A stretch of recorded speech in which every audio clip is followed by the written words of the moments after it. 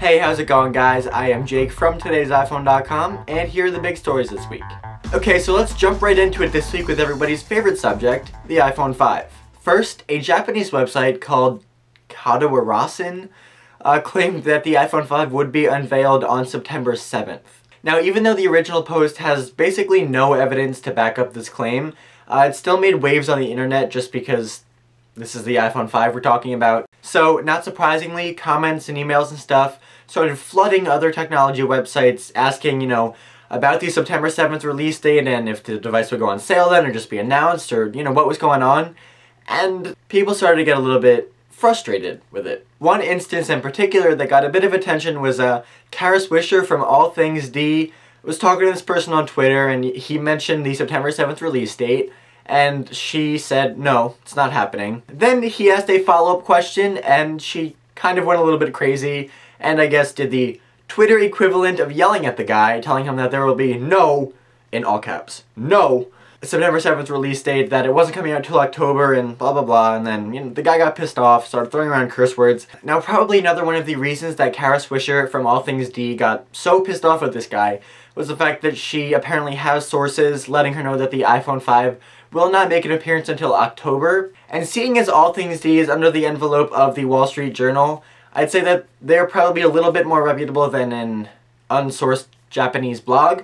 So, it's understandable that she got pissed off, but when it comes right down to it, even the Wall Street Journal doesn't have any concrete evidence about when the iPhone 5 will come out. I mean, at this point, if you wanted to, you could find a rumor saying that the iPhone 5 is going to come out basically any day from today until this day next year, and none of them are any more true or any more reliable than the other ones. Well, okay, that's not entirely true, but every single one of them has the possibility to be correct, and every single one of them has the possibility to be incorrect.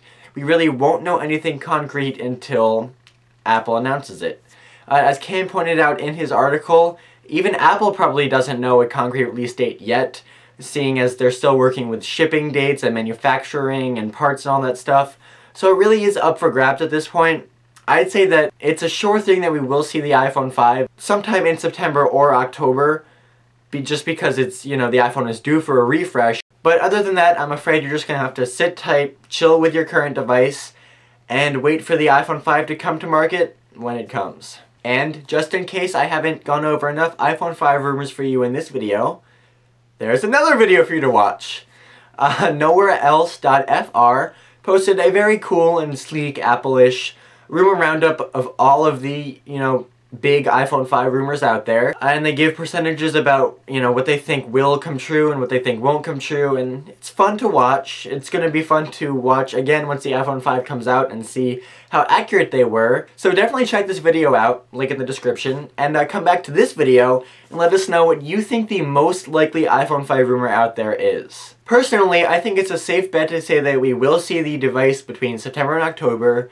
It'll feature an A5 processor, it'll be thinner, could have a bigger screen, but not definitely. But if you have a different opinion, or if you agree with me, whatever, I want to hear about it, down there. Alright, moving on. If you guys have been following Matt's Jailbreak Tuesday videos, you've probably noticed the different themes that he uses on his phone. In my opinion, theming your device is one of the biggest perks of jailbreaking. It lets you make your phone look basically however you want it to, and it's a great way to add a personal touch to your device to distinguish it from the sea of other iDevices out there. Now, Matt has been getting a ton of comments recently about what theme he's been using because it's sleek, it's cool looking, but it's not too far off the map where it's unrecognizably an iPhone.